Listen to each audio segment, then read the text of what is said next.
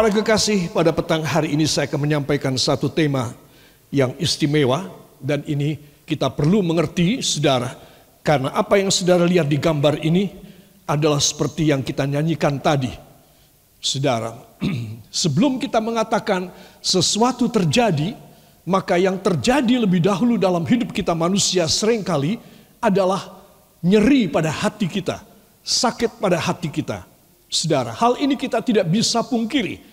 Tidak ada satu orang yang punya perasaan tidak pernah merasakan nyeri pada hatinya. Saudara, juga ini juga berkenaan mengenai soal nyeri pada tubuh kita. Ya, saudara, istimewa orang mengatakan nyeri itu apabila kita itu sakit pada tulang. Ya, itu nyeri sekali. Itu saya alami, dan sebagian daripada khotbah saya ini berisi kesaksian saya. Ya, dan khotbah yang saya akan sampaikan ini adalah pada tahun 20 Oktober 2019. Jadi tepat 1 bulan setelah saya dioperasi, ya, hemiartroplasti pada hip saya, pada pangkal paha saya sebelah kiri, ya, karena patah di situ, saudara. Dan ini adalah khotbah saya 4 minggu setelah itu, saudara. Jadi itu 3 minggu setelah saya dioperasi, saya mulai berkhotbah. Dan ini kedua kalinya setelah dioperasi saya menyampaikan mengenai soal ini. Ya, mumpung kadang-kadang masih terasa nyeri. Lagu kita tadi, kita juga menyanyikan, bila ku rasakan hati ini berbeban berat. Saya ganti, nanti kita nyanyikan bersama, hati ini nyeri, saudara. Jadi pada waktu kita mengalami kenyerian, dan ini adalah khotbah saya sebulan setelah saya dioperasi. Ya, saudara, itu sebab orang itu merasakan nyeri, itu betul-betul nyeri. Apalagi kalau dia tidak diobati. Ya, saudara, itu luar biasa. Tetapi itu semua mengingatkan kita untuk kita lebih dekat kepada Tuhan. Amin. Tidak boleh ditanggung sendiri. Siapa kuat menanggung sendiri kenyerian yang terjadi dalam hidup saudara, dalam hidup saya, ya. Bila nyeri, ini bagian pertama, dan goyah bagian yang kedua. Saudara, orang yang umpamanya seperti keadaan saya, siapapun yang menderita sakit pada kakinya karena patah dan dioperasi, pertama nyeri. Kedua, dia tidak bisa berdiri dengan baik. Dia pasti goyah. Ya, saudara. Nah, itu sebab saya menggabungkan dua hal yang menjadi pelajaran yang luar biasa, ya. Dan saya menganggap bahwa apa yang saya alami itu adalah satu hal, bukan hanya pelajaran, tetapi itu adalah sesuatu berkat yang luar biasa. Saben kali saya tuh selalu berpikir, Tuhan, coba Engkau tidak membuat hamba kepleset dan harus dioperasi, hamba tidak bisa seperti sekarang. Tetapi karena Engkau melakukan demikian, Engkau membuat satu rahasia terbuka buat hamba. Ya, itulah saudara penting sekali. Para kekasih, marilah saya akan mengajak semua saudara untuk bersama-sama membaca ayat awal kita dari Ayub 30 ayat yang ke-17. Saudara, pada waktu malam, 1, 2, pada waktu malam tulang-tulangku seperti digerogoti dan rasa nyeri yang menusuk tak kunjung berhenti. Amin. Inilah tentang Ayub. Dalam pasal 19 dan pasal 29 dan pasal 30, dia membela dirinya terhadap teman-temannya, sahabat karibnya, saudara, yang mencela dia. Kamu itu orang beriman, tetapi kamu berani sama Tuhan. Ya, saudara. Dan dia mengatakan satu hal yang sangat benar yang dia rasa. Seolah-olah dia bilang, kamu gak ngerasain, aku sih ngerasain. Saudara, seringkali orang bisa memberi nasihat, tapi dia tidak pernah mengalami. Ya, saudara, sekali lagi saya bersyukur karena saya pernah mengalami. Jadi saya bisa memberi nasihat, saya bisa tahu bagaimana caranya. Ya, saudara, ternyata itu sesuatu hal yang luar biasa. Para kekasih, Ayub mengatakan, pada waktu malam, tulang-tulangku seperti digerogoti. Dan ini benar, karena penyakit yang dia alami, yang mengidap pada tubuhnya adalah penyakit kulit, penyakit tulang. Saudara, dua penyakit ini. Ya kulit di luar, ya tulang di dalam. Nah, itu dia mengatakan, pada malam tulang-tulangku seperti digerogoti. Dan rasa nyeri yang menusuk tak kunjung berhenti. Jadi kamu cuma bisa omong, aku yang ngalamin. Saudara, bagaimana supaya saya dan saudara bisa mengalami dan tahu caranya? Kita tidak harus mengalami seperti Ayub. Katakan amin. Tetapi kita harus tahu bagaimana ini bisa diselesaikan dengan kuasa dari Tuhan. Katakan luar biasa. Ya, itu sebab tema kita bila nyeri dan goyah. Saudara yang kekasih, di sini kita melihat seorang yang di dalam keadaan yang nyeri batinnya. Nyeri batinnya, saudara. Nyeri ini adalah sesuatu hal yang penting sekali untuk saya dan saudara. Ingat, bisa seumur hidup kita tidak akan lupa arti kata nyeri. Ya saudara, pada sebulan saya setelah dioperasi, saya membuat satu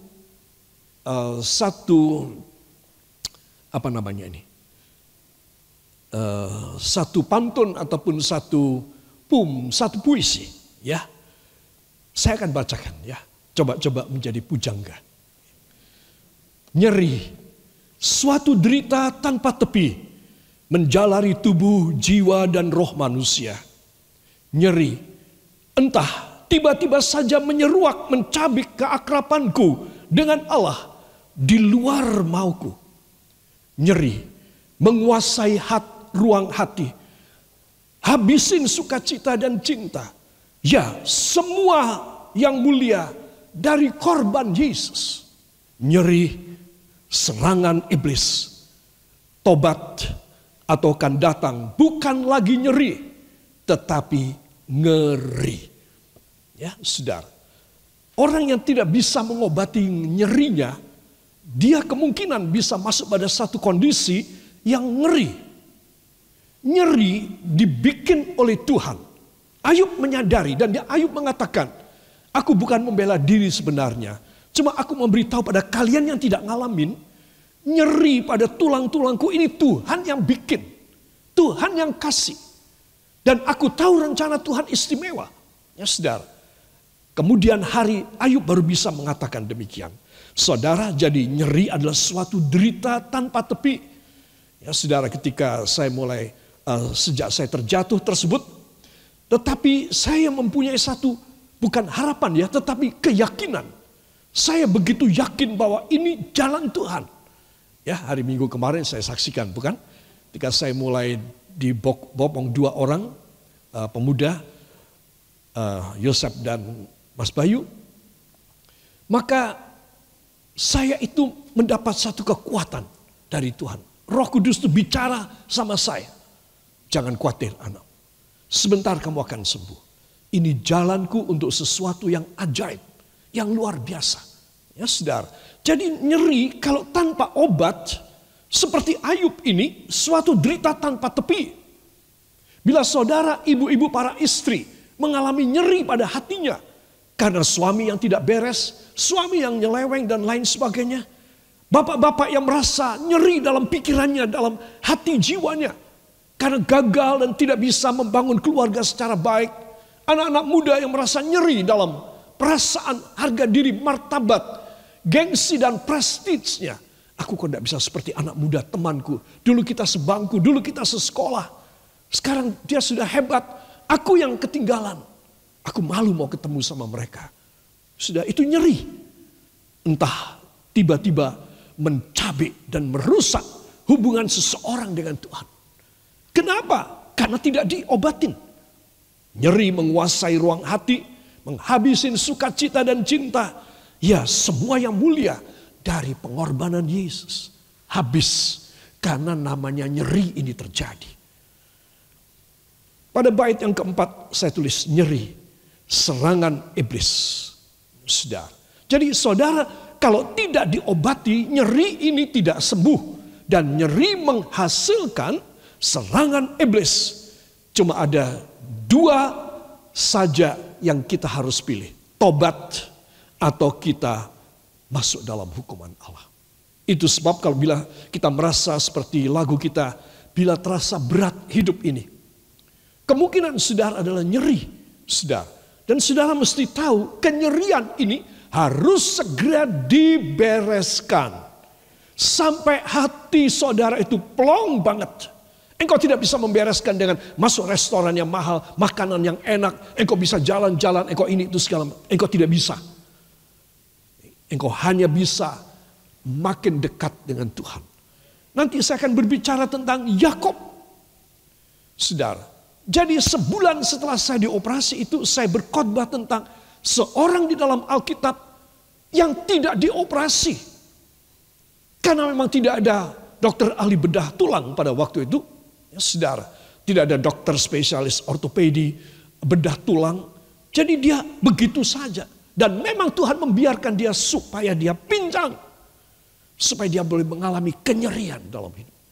Tetapi itu menjadi satu berkat maha dahsyat buat Yakub.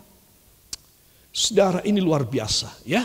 Itu sebab dengan pendahuluan ini saya ingin mengajak semua saudara untuk memperhatikan. Nyeri tulang patah enggak ada apa-apanya dibanding nyeri yang ini. Nyeri yang apa? Saudara, nyeri yang tadi kita baca dalam Ayub 30 ayat 16.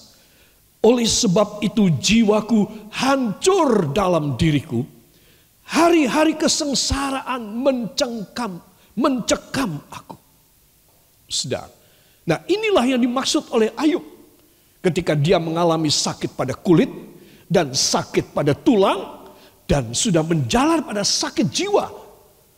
Hampir saja dia gila. Dia mengatakan sendiri, aku hampir saja gila. Saudara.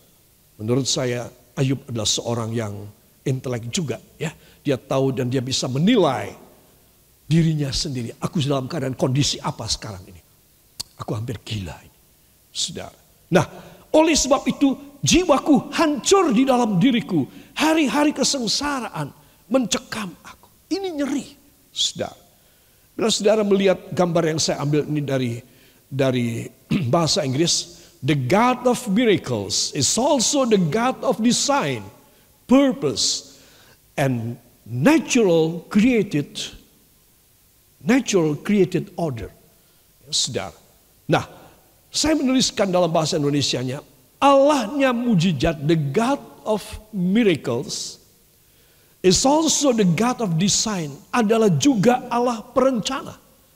Ya, purpose, tujuan hidup, a natural created order. Dan Allah hukum alam. Saudara. Hukum alam. Dia Allahnya. Jadi apa sih yang dia tidak bisa tangani? Oleh the God of miracle. Oleh Allah yang penuh dengan mujizat. Dia bisa merencanakan. Dia bisa membalik keadaan Ayub yang terpuruk dan hancur lebur. Dia utuhkan kembali dan dia memberkati 2 kali lipat. Kalau nyeri diobatin. Katakan, bila nyeri rohani saya disembuhkan oleh Tuhan Yesus, saya percaya ada upah dalam usaha saya. Saya akan menerima 2 kali lipat berkat Tuhan setelah saya menderita nyeri. Yang percaya, beri tepuk tangan bagi dia. Haleluya. Para kekasih, saya ingin mengajak semua saudara memperhatikan apa sih sesungguhnya nyeri. Ya, tulang-tulangku kalau sepanjang malam tulang-tulangku menggerogoti. Aku seperti tulangku digerogoti, kata Ayub. Saudara, mari kita akan membuka bersama dalam kitab Kejadian pasal 32 ayat 25. Kita segera masuk pada pelajaran hidup dari Yakub. Siapa nama saudara Yakub? Esau. Siapa nama ayah ibunya? Siapa? Iska. Siapa? Yakub ini anak siapa? Anak Iska. Iska anak siapa? Abraham. Abraham, Iska, Yakub. Ya, jadi kita melihat keturunan dari Abraham. Ya saudara, yang kedua, jadi setelah anaknya, ini cucunya. Dalam Kejadian pasal yang ke-32, ayat yang ke-25, para kekasih, kita akan baca bersama. Pada judul pertama ayat 1, kita membaca judul apa? Yakob takut bertemu dengan Esau. Kemudian pada ayat 22 atasnya, subjudulnya apa? Pergumulan Yakob dengan Allah. Ya, nah sekarang kita baca yang ayat yang ke-25. 1, 2. Ketika orang itu melihat bahwa ia tidak dapat mengalahkannya, ia memukul sendi pangkal paha Yakob, sehingga sendi pangkal paha itu terpelecok ketika ia bergulat dengan orang itu. Amin. Saudara, kisah ini sangat terkenal. Tetapi menurut saya, hanya seorang yang pernah mengalaminya bisa cerita lebih dalam, lebih luas dalam berbagai macam aspek hidupnya. Dan saya adalah salah satu yang beruntung mengalaminya. Jadi saya tahu apa arti sakit nyeri pada tulang ini.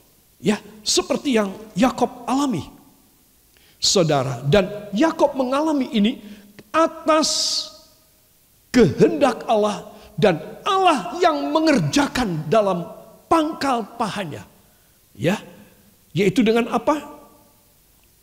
Ia memukul sendi pangkal paha. Ya, sendi pangkal paha daripada Yakob. Pada gambar berikutnya, ilustrasi lukisan, ternyata yang sebelah kanannya dia, ya, saya sebelah kiri. Dan kemudian sehingga sendi pangkal paha itu terpelecok ketika ia bergulat dengan orang itu. Setelah semalaman. Jadi Yakob ini bukan orang yang terlalu anak mamah, ya saudara, yang dia tidak bisa bergulat, dia tidak bisa berkelahi. Dia seorang yang berkelahi, seorang yang berjuang. Badannya kuat, saudara. Dan kita membaca semalaman, Allah itu mengalah kepada Yakob. Mengalah pada Yakob, dan Yakob bisa mengikuti semua gerakan, semua kunci, semua siasat dari pertengkaran ini, perkelahian ini. Dan kemudian ketika tiba waktunya pagi hari, fajar menyingsing, maka Tuhan berkata,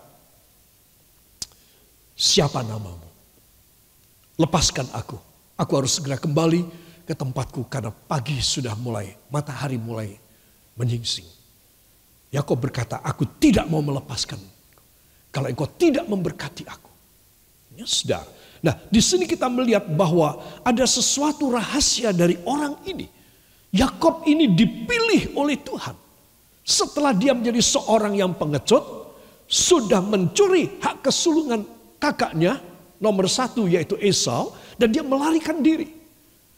Ya saudara, ini semua sudah jalan Tuhan sih, ya. Jadi kita tidak bisa menyalahkan Yakob terlalu, tidak.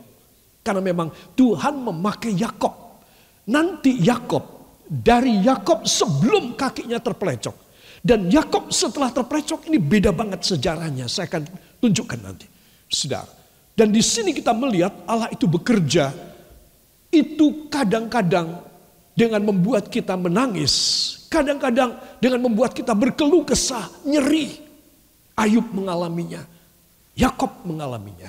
Ya, saudara, menarik sekali naskah dari Alkitab bahasa Inggris katakan, now when he saw that he did not prevail against him, he touched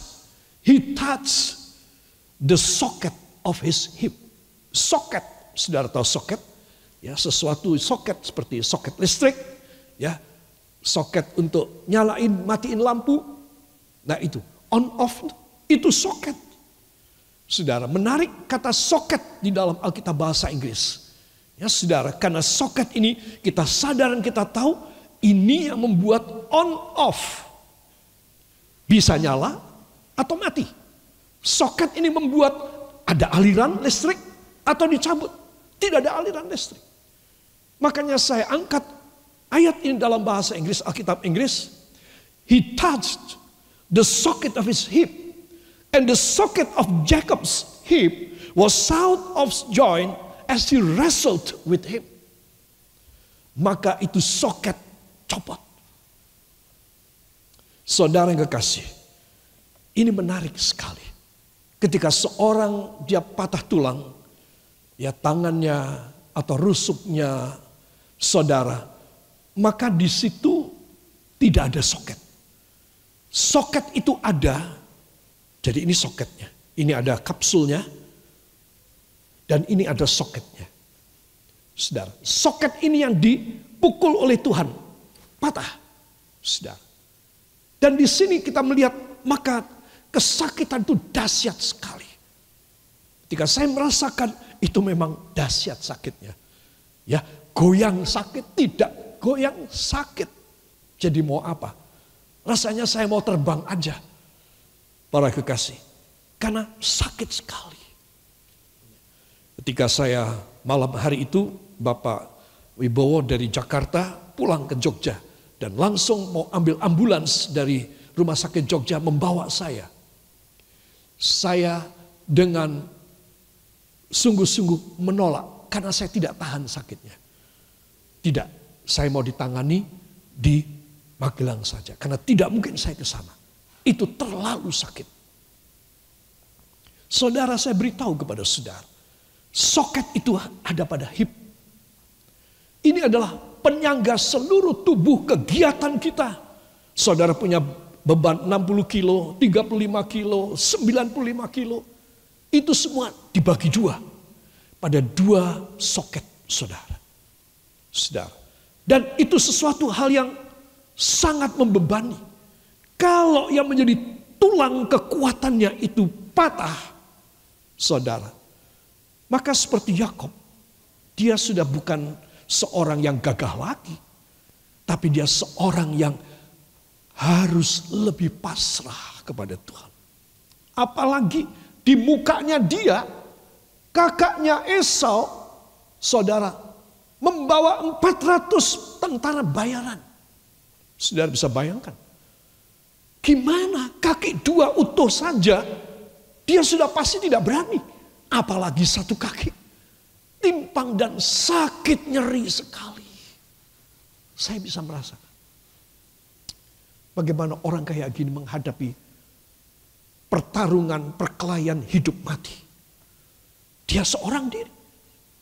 Istri, anak-anaknya, dan pegawainya semua yang bersenjata disuruh mengawal dua istrinya dalam dua kelompok, dua kloter. Sendirian saja. Mending kalau kakinya tidak apa-apa. Tetapi Tuhan bilang, kamu salah Yakob.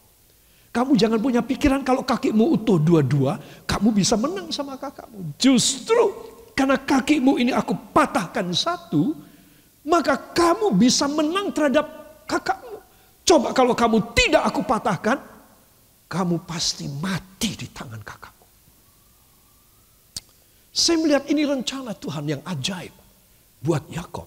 Ya, saudara, itu sebab Tuhan turun. Katakan, segala yang menjadi pertanyaan besar, yang tidak ada jalan terbuka, yang sangat darurat dan kepepet, kadang-kadang Tuhan turun tangan dengan memberi nyeri. Saya harus sadar bahwa itu baik buat saya. Amin. Saudara harus tahu. Ini satu pelajaran firman Tuhan. Bila saudara melihat semua macam penderitaan, di dalam Yesaya 53 disebutkan, ditanggung oleh Yesus. Ditanggung oleh Yesus. Ya, dosanya, kutukannya orang, najisnya hidup orang, semua ditanggung oleh Yesus. Penyakitnya orang, kenyerian-kenyerian orang, semua pada tubuh Yesus. Dia menanggung dalam rasa malu yang besar sekali. Tapi dia menanggung. Karena dalam kenyerian Tuhan Yesus, ada kesembuhan, ada pembukaan jalan, ada pengampunan dosa, dan lain sebagainya. Itu sebab seorang yang menerima Yesus dan perjamuan kudus adalah seorang yang dahsyat dan akan pernah mengalami hal-hal yang dahsyat berikutnya. Karena semua kenyerian dia ditanggung oleh Yesus. Katakan luar biasa. Sayang Yakob, belum ada Tuhan Yesus. Tetapi Yakob, dia menerima anugerah, nama yang mengubah dia dari Yakob, pencari, pengejar berkat.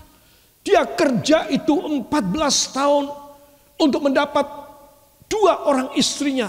Dan 7 tahun lagi jadi 21 tahun untuk mendapat harta benda. 21 tahun bekerja.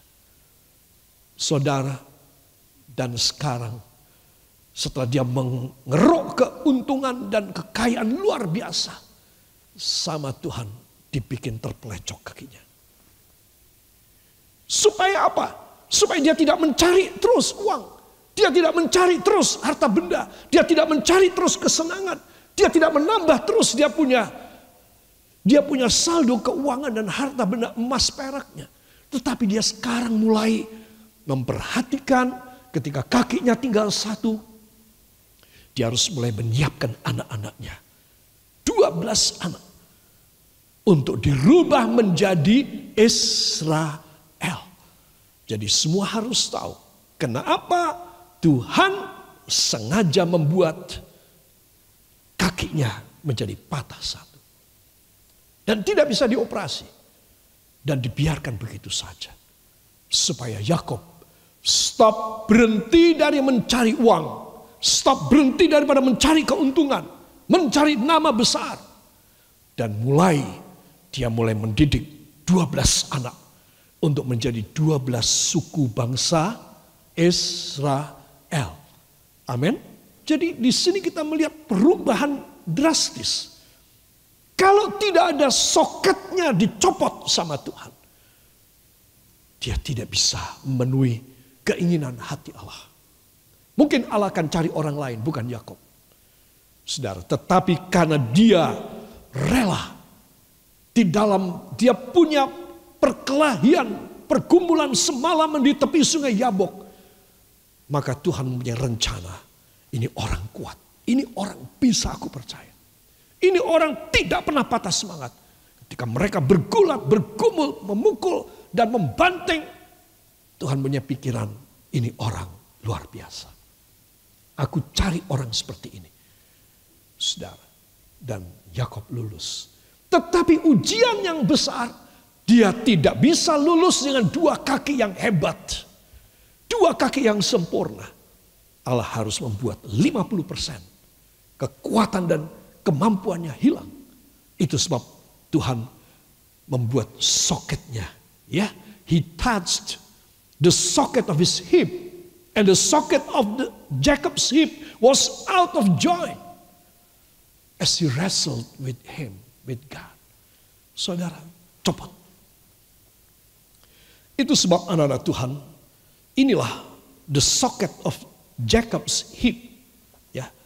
Dan kemudian ada satu soket guna meningkatkan level Yakob dari pencari berkat menjadi pembagi berkat 12 suku bangsa. Hebat sekali.